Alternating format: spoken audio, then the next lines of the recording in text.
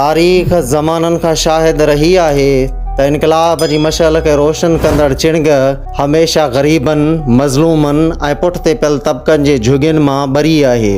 हर ज़ुल्म, जबुर, ज़िल्लत, ॾाढ ऐं ग़ुलामी जे ज़माने में तारीख़ पंहिंजो पाण खे वरजाईंदी रही आहे ऐं उत्तर सिंध जे पुठिते पियल इलाइक़े जिते क़बीलाई तकरार हुजनि, जिते गैरत जे नाले मासूम औरतुनि जो क़त्ल कयो वञे, जिते दहशतुनि ऐं वहशतुनि जो राज हुजे, जिते लाइल्मी ऐं लाशऊरी हुजे, उन इलाइक़े जे हंज में हिकु पोरियत अलाह रखियो ॿपड़ जे घर में सन 5 जनवरी 1956 ईस्वी ते तारीख़ हिकु भेरो ॿीहर पंहिंजो पाण वरजायो ऐं हिकु अहिड़े बाज़मीर, बेधड़क दिल रखंदड़, बहादुर ऐं अरड़े इंसान कामरेड अली मोहम्मद ॿपड़ खे जनमु ॾिनो, जंहिं पंहिंजी सलाहियत, सम्झ, ॾाहप, बहादुरी ऐं ॾात सां हिन पथर दिल ज़माने जा दस्तूर बदिलाइण जी सोच साह में सांढे ज़िंदगी जे समूरनि मसलनि, अज़ाबनि ऐं ज़िल्लतुनि जे ख़िलाफ़ आवाज़ उथारियो।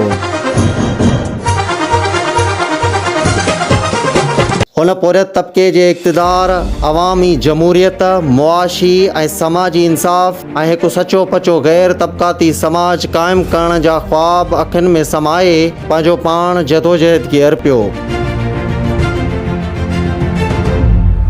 कामरेड अली मोहम्मद ॿपड़ प्राइमरी तालीम करमपुर ऐं सेकेंडरी तालीम गौसपुर जे गवर्नमेंट स्कूलनि मां हासिल कई, जॾहिं त गुरबत, बेरोज़गारी ऐं माली वसाइल न हुजण सबबि आला तालीम जे ज़ेवर खां महरूम रहियो। पर फ़िक्रे पली जो हुन जी ज़िंदगी जे तमामु महरूमनि खे संदसि ताक़त बणाए छॾियो।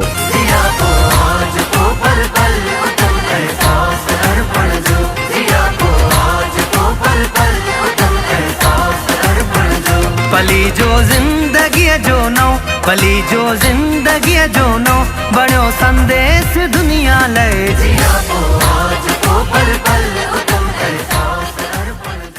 पाण हिकु प्रोलतारी तबक़े सां वास्तो रखंदड़ हो ऐं इहो ई सबबु हो जो खेसि मज़दूरनि, हारियुनि, पोरियतनि, ग़रीबनि ऐं पुठिते पियल तबक़नि सां अथाह हमदर्दी हुई।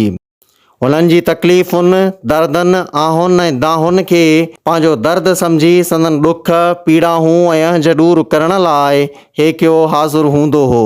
पाण ज़ात पात, रंग, नसुल, ज़बान, जिन्स, तबक़े, अक़ीदे या अक़ीदनि जे फ़र्क़ खां सवाइ सभिनी शहरनि तोड़े ॻोठाइण लाइ बराबरी जे हक़नि ऐं संदनि इतिहाद जो अलम बरदार रहियो। सिंध हारी जी, सिंध मज़दूर जी, सिंध मज़लूम जी, सिंध मजबूर जी, सिंध कंहिं मीर या पीर जी कीन, सिंध दौलत उन्हीअ जी जो मिस्कीन। ऐं बोर्जवाज़ी तबक़े याने सरमाएदारनि, कामोरनि, रज़ननि ऐं वक़्त जे वेरनि ख़िलाफ़ आवाज़ उथारण में निर्वार नज़र ईंदो हो ऐं आमरीयत, दहशतगर्दी, करप्शन, नसुल परस्ती, लाक़ानूनीयत, सिनफ़ी मुतबेद ऐं मज़हबी तासुफ़ जे सख़्त ख़िलाफ़ रहियो। त ॿिए तरफ़ पुलिस खाते में नौकरी दौरान मज़लूम, हीसियल, पीढ़ियल, लाचार ऐं मिसकीन मारूअड़नि जी मदद लाइ ऐं खेनि इंसाफ़ ॾियारण लाइ वसां न घटायो। उन खां सवाइ ज़ियाज आमिर शाही वारे दौर में जिते सरकारी ऑफिसर पाण वणाइण में पूरा हुआ, त कामरेड अली मोहम्मद ॿपड़ उन ज़माने में सिंध में तारीख़ ऐं समाजी ज़िंदगी जे हिकु घुरिबल मोड़ ते दहशत जहिड़ी राति में सिंध ऐं इनकलाब जी पहिरीं अज़ान ॾींदड़ एशा जे ॾाहे ऐं हिन सदी जे अज़ीम इंसान रसूल बख्श पली जो जे फ़िक्री हथ ते बैयत कई।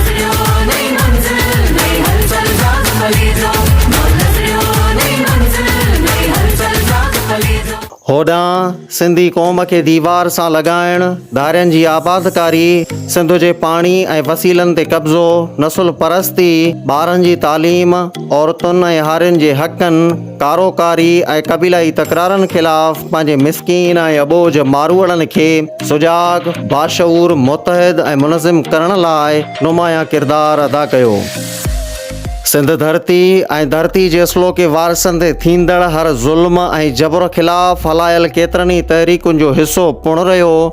जंहिंमें 1 यूनिट ख़त्म करियो तहरीक, ज़मीननि जी नीलामी बंदि करियो तहरीक, भुटो बचायो कमेटी, साफ़ती तहरीक, जमहूरियत जी बहाली वारी तहरीक, कालाबाग ऐं थल केनाल डैम ख़िलाफ़ तहरीक ऐं ज़िया शाही जे आमिरती दौर जी मार्शला वारे ज़माने में पंहिंजे क़ाइद रसूल बख्श पलीजो, फाज़ल राहो ऐं हज़ारें कारकुननि सां गॾिजी मुसलसल अणथक जदोजहद कयाईं।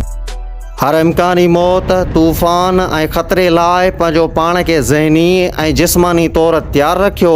जॾहिं बि पार्टी कारकुननि या हमदर्दनि ते को वार थियो त मुड़ुस थी मुंहुं ॾिनाई, हालतुनि सां टकर खाधाई, पेर पोइते न कयाई, न ई विरची वेहण जो सोचियाई।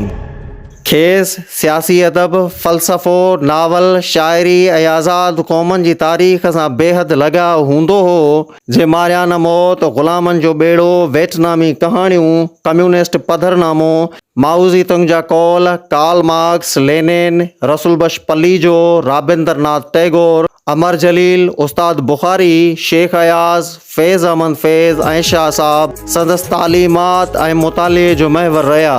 तुम जो कहानियों किताबन में पढ़ जा, तुम जो कहानियों किताबन में पढ़ जा, ऐ मुझा फसाना मगर माना हूंद।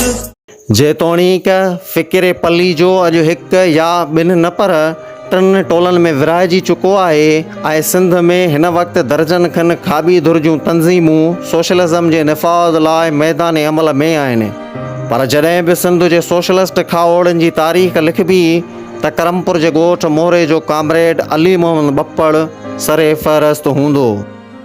ऋण ॿारण ॿारे वारे विया आधी उथी जे, सारे थी तन खे उभरी बाख बसंत जी।